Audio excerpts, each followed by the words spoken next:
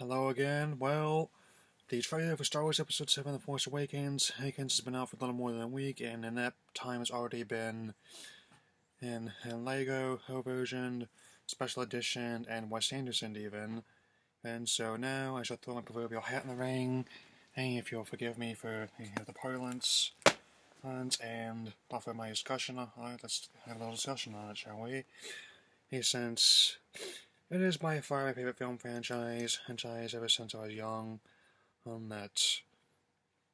that, I've long since lost count of how many times I've seen the original trilogy. In fact, since I saw the first time I saw them was before I could count higher than six. I was only 5 years old when I saw them. So this new one is definitely going to be directed by J.J. Abrams, who, and apart from returning another one of favorite of mine, Star Trek to Profitability, he's managed to. Who looks like he's definitely trying to capture that original trilogy zeitgeist he's feeling since I've seen he's trying to limit CGI unless it's absolutely necessary. He rely on practical special effects, models, also on the set, head effects, and physical sets and costumes. I mean, all the stormtroopers that he's confirmed they're all going to be guys in suits, not just going to be having a Samoan and CGI in the armor over most of them. And also so a few things that stood out at me, of course, were shots of the Millennium Falcon flying over Tatooine, and engaged with some TIE fighters. A bunch of X-Wings, flying low as over some planet, and I am not sure which one, and since they only showed us about a minute and a half of footage, and given this whole thing, and with this there's also appears to be some new characters since this mysterious woman on some sort of speeder bike, and John Boyega's character, who's in Stormtrooper outfit, I wonder who it could be. And this ominous voice is only shown from the back. And Hancock has this lightsaber, which has these sort of daggers coming out of it. Some people think they're flames, others think it's jet engines. I'm not sure. I definitely think I might like that, since definitely my go-to toy line for kind of roleplay equipment. And if you'll forgive me when I save your trouble here, and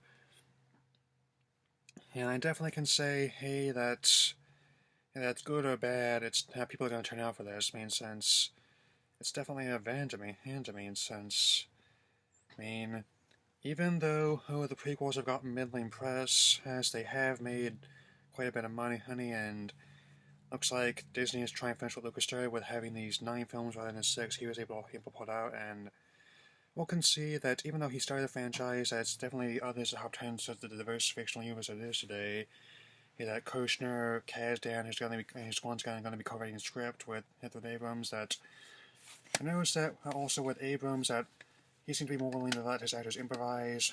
When Lucas is very particular about sticking to the script. Since in 2009 version, it turns out some of the more notable things, like the other chair line on the bridge, it was non-scripted improvised by Quinto, who he felt improved the scenes were left it in, and also that how Scotty's kind of get a towel was also improvised by Simon Pegg, since if you look closer you can see Quinto's trying very hard not to laugh at that.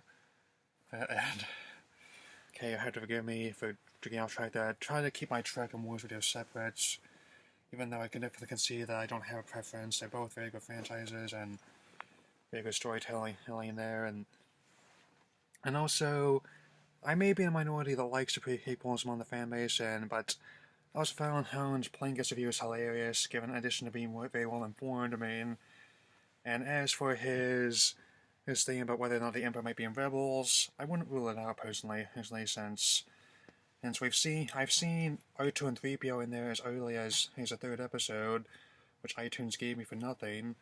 Thing that happens sometimes.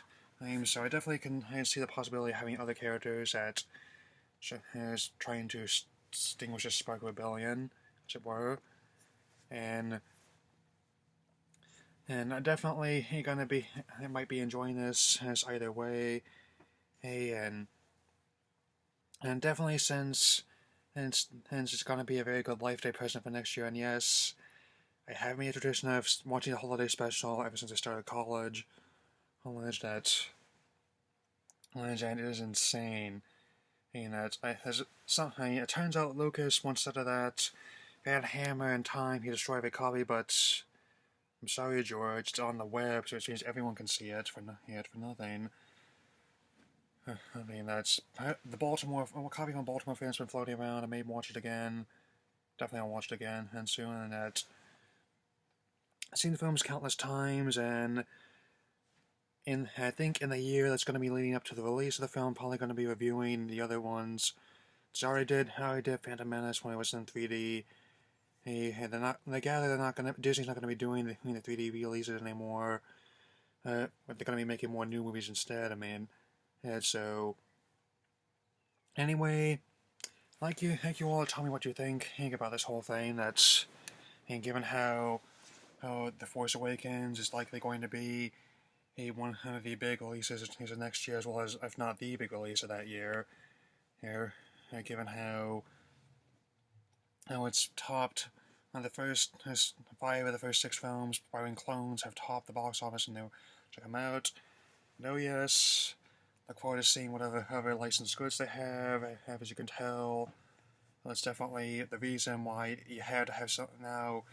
Most franchise films have to have something that can be potentially made into a toy, programmed into a video game, or silkscreen on a t-shirt or backpack. They have to get greenlit. So anyway, try to say in the comments box below or my Google Plus page, and may the Force be with you.